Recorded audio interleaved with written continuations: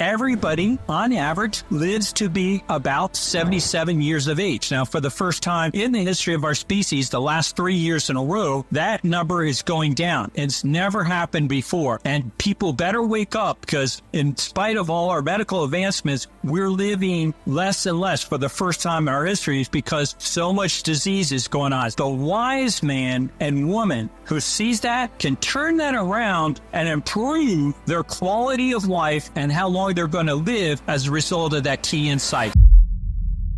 But I refuse to stay in a victim mentality. I gotta stand and fight for my honor and my family. That's how I did it, cause that's how it had to be. So now I'm slaying dragons and I do it happily. I told them I refuse to be another casualty. I looked inside the dragon's eyes and then I told them casually, hi, I'm a dragon slayer and I got a dragon lair. I'ma go and slay a dragon, then I'm gonna drag him there. I don't care, I ain't scared. Look inside my heart and there's a lion there. Conquering my dragon. Let's dive into this with the beginning.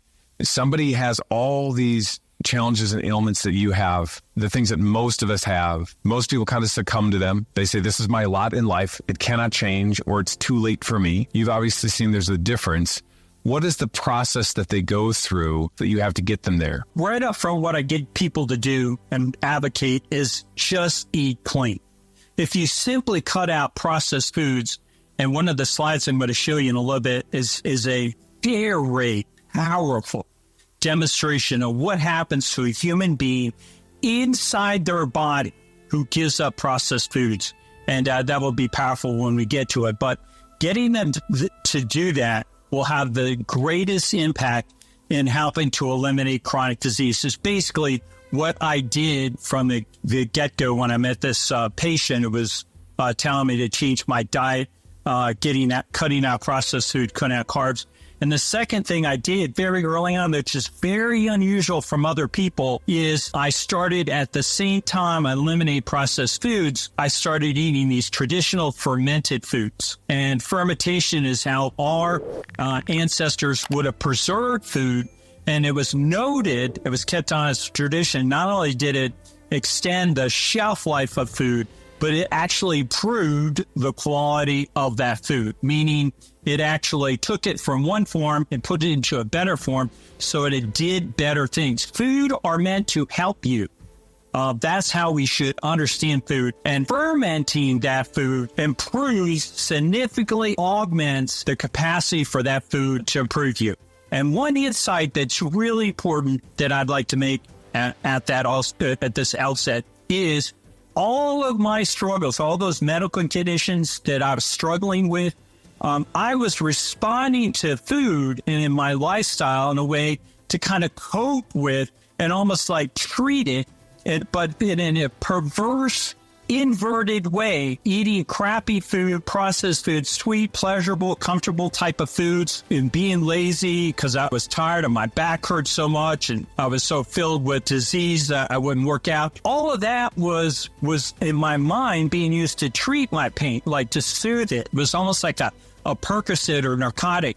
But what you don't see is when you're doing it that way, you're actually pouring gasoline on the fire. You're making it worse. So that's a really key concept at the outset as we start to look into these specific things that you should be doing, that you need to ask yourself, is that what I'm doing? Are all my medical problems being somehow hijacked in a way that now I go out and I drink, I'm eating crappy processed foods, I'm being lazy, I'm feeling sorry for myself? So very often when I meet with clients, and I delve into their lifestyle, I see all these negative contributions that they simply had this perverse way of thinking was actually treating or helping them cope. It's not. It's making your situation worse. And getting that insight will allow you to understand how you want to live differently and live better. So I take people, I clean them up, I give them a more efficient way of eating. I help them to understand and save time and save effort. It's just having an intelligent approach. And by the way, all our ancestors knew how to do this previously, and they passed it on to generation after generation. But at some point in humanity, we got screwed up and we started passing on the wrong things. There's a point in anthropology you can point to where there is an influence in life on our species, every member of the species has something called selection pressure. So selection pressure is this scientific term where is the influence on a single organism in a species to live better so they can live longer and have a better quality of life. Did you know that Leading Giants has over 120 micro-learning modules from 4 to 19 minutes on entrepreneurship, communication, anything to maximize your influence? We are here to help you build the life of your dreams by maximizing your influence, growing a company, leading people at levels you've never led before. If you're in sales, having a greater opportunity for increased closing percentages and larger activity than you've ever had before. It's time now for you to jump in and join Leading Giants. All you have to do is press that button right down there. In order to access this, share with your friends, become a giant. We'll go slay some dragons. So when you understand that and drive that if you live correctly, you get to live around longer, your survival improves, and it's also your thriving improves. You actually enjoy a better life.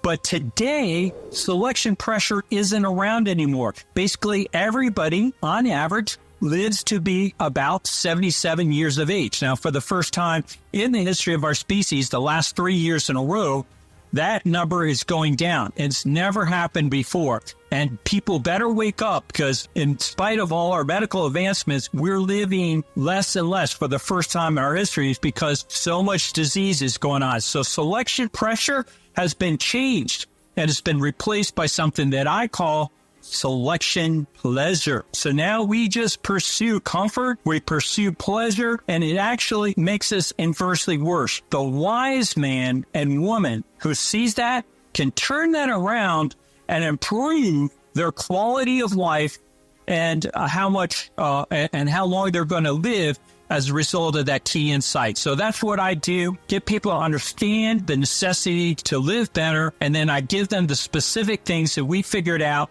by studying average people, 6,000 people, average Americans we studied, doing MRIs from the inside out, watching how and improve their disease. And in every one of them, every form of chronic disease that they had either got substantially better or went completely away, was completely reversed as they started doing these strategies. So the biggest problem facing humanity, Dave, if you've never thought about this, or your audience, is chronic disease. And it dwarfs everything else. In fact, I think if you took every other problem and you added them up, they all in the aggregate combined wouldn't be as big as this problem. And yet nobody talks about it because chronic disease is the biggest problem because nothing costs us more money. Nothing do we waste more money on. Nothing decreases human productivity more. Nothing decreases employee productivity more. Nothing impairs the quality of life of humans more. And nothing even comes as close to killing as many people as chronic disease. And nobody's talking about it. There's a lot of profit in keeping people sick. Okay, so a couple of different things here on this. I want people to have incentive to make change. So we're going to get into how you go through this. I can't wait to see some of these scans what you're going to talk about. But there are a couple of things that I want to hear. Okay, you're in the condition that you had and using that as kind of a symbol of other people. You start taking your advice. You get rid of processed foods. You do some of the other things too. And there's some exercise component to this. How long before a person can start to feel better? And how long does it take for them to say, you know what, that disease is gone in me now? So very often people start feeling immediately better. But once they pay more attention, and not everybody's the same, but certain people have a capacity to detect small changes. They'll figure that out very soon. Other people, they have these profound changes, but they just can't read it as well. They can't follow it as well. So it's going to take maybe weeks for months for that person, but they're unusual. But for the average person, they start seeing improvement in 1 to 2 weeks. They start noticing this. Listen, I have so many things that don't answer these right now, but okay, that's great. But I really like strawberries, or I really like dark chocolate, or I like an occasional whiskey, and blah, blah, blah, blah, blah, blah, blah. All the different types of things that people are going through. I want to get to some of those particular questions that I know people are going to ask that are kind of like the things they're hanging on to. And, I take all sorts of vitamins. Do I need to take those? But let's get into some of that at the end. And now, just Give us the scrolls. What do these scans look like? What do they help us do? What you talk about visceral fat? What is this? So right at the outset, as I just am about to show you these scans that are right behind me, I'd like all your audience to write down what bothers you, what plagues you, what form of chronic disease, medical condition do you have? Write it on a sheet of paper, put a comma underneath it, and then type the word visceral fat. Write the word visceral fat. And that's your Google search bar. That's your Chat GPT search bar. And then go on and hit the search button and watch how much visceral fat plays a role in it, and to say, why hasn't anyone talked to me about this? And that's the system. We'll do that on another show, but just suffice it to say, the system doesn't want you to know what's causing that problem. But we figured this out for the National Science Foundation. We purpose to reverse chronic disease. They funded us $1.2 million to study the reversal of chronic disease. And this was the biomarker, the biometric that we centered in on, that we noticed was absent in animals in the wild and is filled inside humans in a direct proportional relationship to the amount of disease they have, is the amount of visceral fat they have. And it's really the influence of this visceral fat and not the visceral fat itself. It's the visceral fat secretes all these inflammatory molecules that are causing your body to get disease and to fall apart. It reduces your quality of life. It causes disease. It impairs your performance. It impairs your appearance. So heads up, we'll get started on that. But when you eliminate visceral fat and more directly its influence, because once it's gone, it can't influence you, then you start getting better, and it just goes on for years. And as a researcher now, visceral fat going on 10 years, more than 10 years, nothing improves a human being more, in my experience, than getting rid of visceral fat. And you should try. What do you have to lose than to give it a try? And so let's get started on it. So what is visceral fat? It's this fat stuff right in the middle of the abdomen, okay? So we scan people right kind of like at the level of their belly button in the transverse plane, so a slice through their abdomen. We're going to look at a cross-section, an axial plane, transverse plane in the abdomen, or what's going on inside of somebody. We do multiple slices, but probably the one area that we look at the most is probably right around the third lumbar body, kind of near your belly button. And on an MRI scan, fat shows up as white, and muscle, organ, and bone show up as dark. So when it comes to your abdomen, no surprise, you want to be mostly dark. You don't want to have a lot of fat in there. And when it comes to your whole body, you want to be mostly muscle, organ, and tissue, and not a lot of fat. You do want some fat, and we're going to get into 4 deadly bad fats.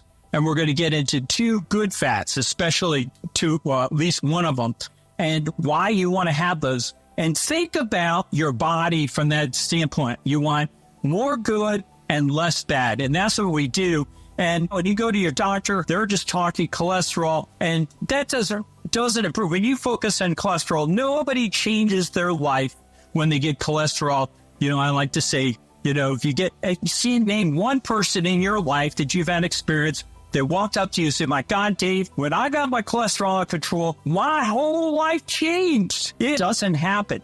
So there are things that you can get under control and start improving, and your whole life will change. And visceral fat is the first one. Hey there, Giant. Dave Duran here, and I want to invite you to subscribe to our brand new e-newsletter where you will get the best of the best tips and insights to unlock the giant in you, build an empire, and slay some dragons. Sign up below. Let's go slay some dragons. You want to understand bad fat, and you want to understand good fat. So right here in the middle is visceral fat. All that white stuff is this highly inflammatory fat that's spewing out damaging inflammatory molecules that, like interleukin-6, tumor necrosis factor alpha, resistant, basically cytokines and adipokines. It's more of a chemical influence than a mechanical. So think about it's just a toxic factory that's spewing out all the time. So for a business analogy, it's like all of this loss, this shrinkage in your revenue going on that you don't know about because nobody ever showed it to you. So when you get this MRI, it exposes this enemy inside of you. It's in your wire. It's in your encampment.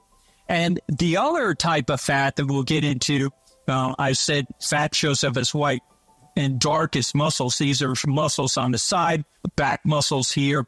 But you see those white streaks in these muscles here, that's human marbling. And so literally, our muscles inside our body can become marbleized like steak.